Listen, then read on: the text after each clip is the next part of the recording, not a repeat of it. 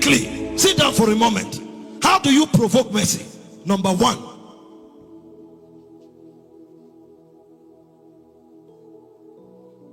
you provoke mercy through genuine repentance.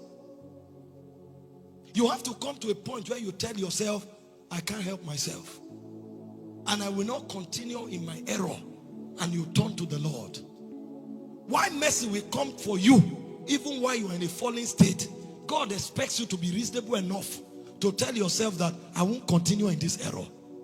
Your strength may not carry you, but cry to the Lord, help me. I'm tired of this fornication, tired of this lying, tired of this compromise.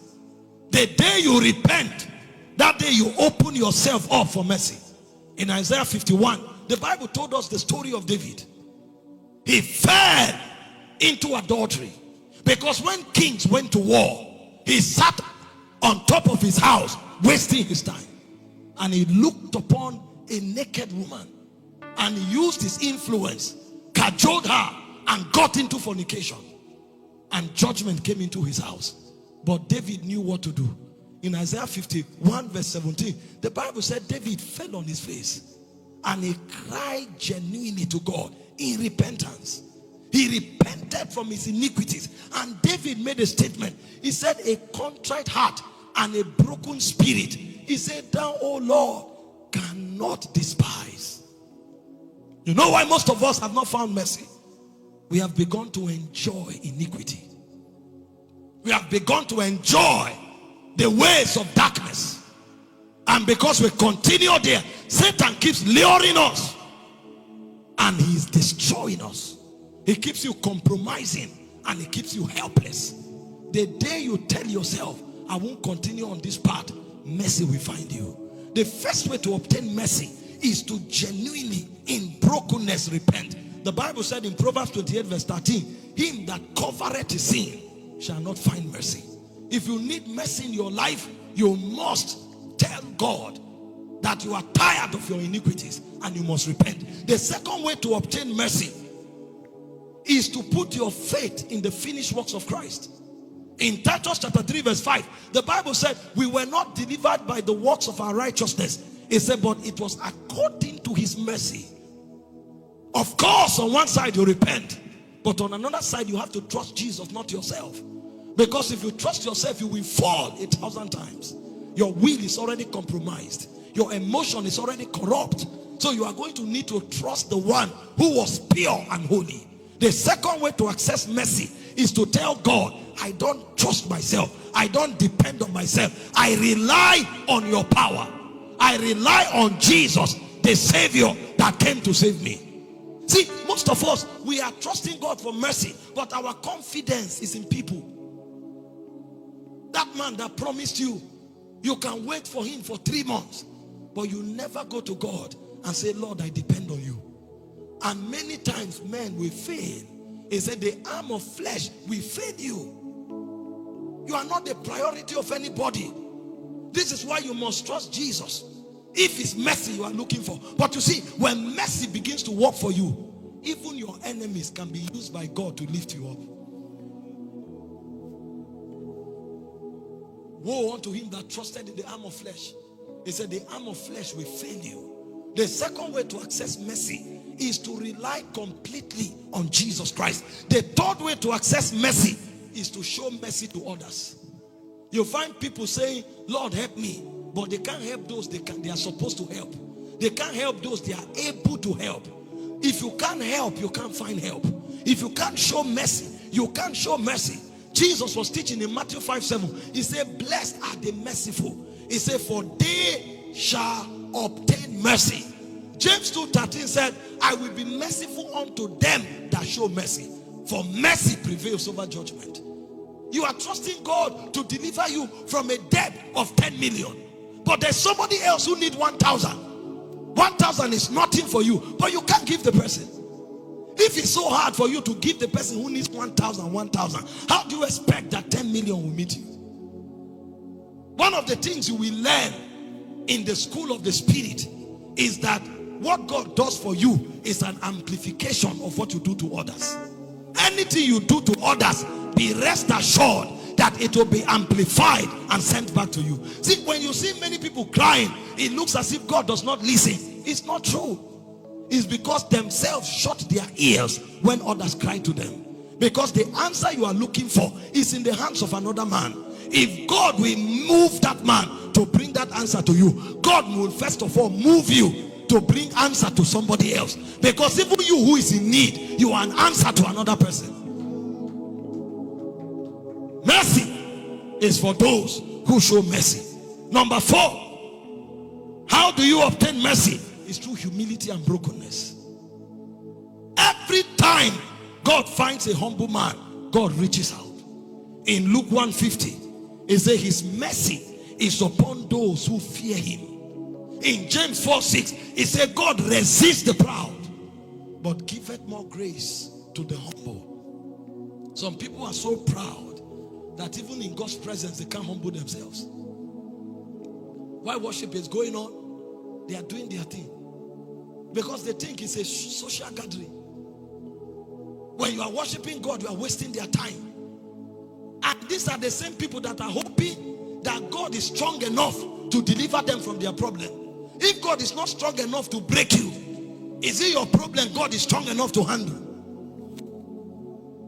If you will find mercy, you must train your soul to learn the way of brokenness. David fell on his face and said, a contrite heart and a broken spirit is a thou, O Lord, will not despise. Because of our time, what's the last way of obtaining mercy?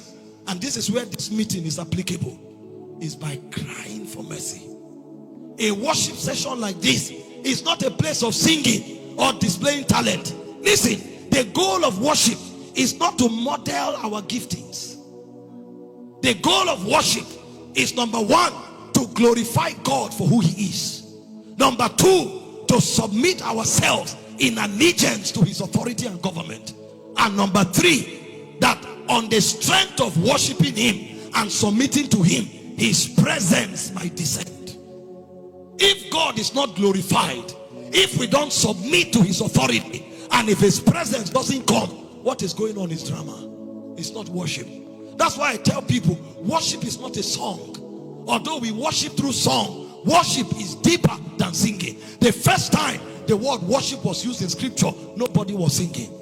Genesis 22:5, Abraham was going to sacrifice Isaac. He said, I'm going up to worship. Because it is a place where you give God his due. You are the king, I am the servant. And then you humble yourself before him. And when you do that, he ushers his presence. Now when his presence comes, it becomes a buffet for you to pick whatever you are looking for. Because his presence is his weight. His presence is who he is. His essence. Captured in his presence is his power. Captured in his presence is his goodness. Captured in his presence is his benevolence. Captured in his presence is his superfluity, is his magnificence, is his unexhaustible supply. So a man who has followed the protocol to bring God's presence down, if he walks away, he's not wise. No, when God's presence comes down, we don't walk away, we embrace it. It's a times of refreshing cometh from the presence of the Lord. So when the presence of the Lord comes down, a charlatan can become a veteran, a weak man can become a strong man, a frustrated man can become a blessed man, because that's the buffet. Oh, many are not aware it's a buffet.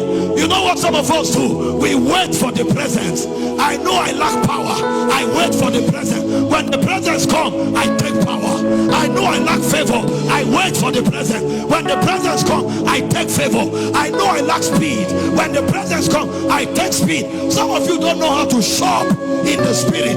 Peter said, times of refreshing, times of refreshing, it cometh, it cometh. That's why you obtain mercy in the presence. You know what Bartimaeus did? When they told him that Jesus was passing, he said, who Jesus? Is he the son of David that raised the dead, that healed the sick? They say yes. I read that scripture, I was humbled. Sir, it's not enough to follow God. Know what to do when God is around. The multitude followed Jesus into Jericho. The multitude came out, no one received. But the guy who didn't follow him, into the city.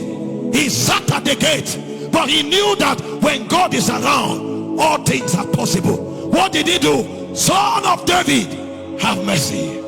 Son of David, have mercy on me. Son of David, have mercy. Now hear this. He eventually followed Jesus because it's more important to follow him. But if you follow him and you don't know how to receive of him, you will follow and be frustrated. Did you read the story of the woman with the issue of blood? Men were thronging Jesus. That means the presence was choked, saturated. Everybody had access, but only one touched. Only one insisted. Only one placed demand. You receive mercy by asking for mercy. Some of us have not asked enough. Maybe there is something you trust in. But those of us who only God is our hope. Every time we manage to see his tangibility, oh, we don't keep quiet. We don't keep quiet. Restore, have mercy. And when you cry, then they decorate you with the things that only heaven can supply. That's when men look at you, speed come on your life, and they are wondering, how can you do this in 5 years? They look at you, honor come on your life, and they wonder, when did you start? They look at you, your supplies are limitless, and they wonder, what do you do? I trade in the presence. Paul said, my God supply all your needs according to his riches in glory. There are riches in glory. When the presence descends, those who know how to trade, they begin. And one of the way you trade is through desperation. You cry. Do we have men who want to cry for 1 minute? I don't know what you are looking for. We have worshipped, we have submitted, the presence has come. We can't walk out the same.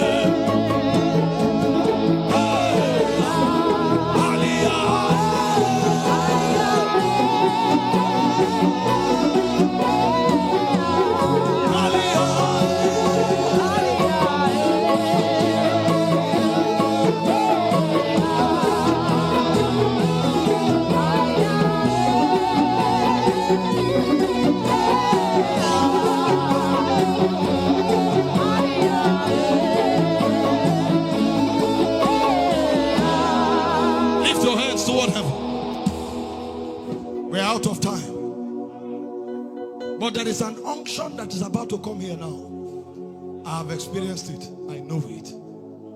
Some of you have been pressed down. Some of you turn left, turn right, turn forward, turn backward. There's nobody to call. If God doesn't show up, you are finished. Some of you, you don't even know what tomorrow will look like. Because the last 10 years, tomorrow has been a nightmare. But tonight, mercy has come. Mercy has come. Yes. Wherever you are standing, lift your right hand and raise a cry. There was a time in my life when there was no one to help. The only uncle that all of us leached on was cut off. It looked as if our destinies were grounded. But from the cradles, the hand of God stretched. He reached out. He reached out because he lifted the beggar from the dust. And the poor, oh my God, he establishes them upon thrones. My God, my God. Laketakaparas. Tahina, Tahina. Tatatalele kamarata. Sabaita baratanoa. Sabeka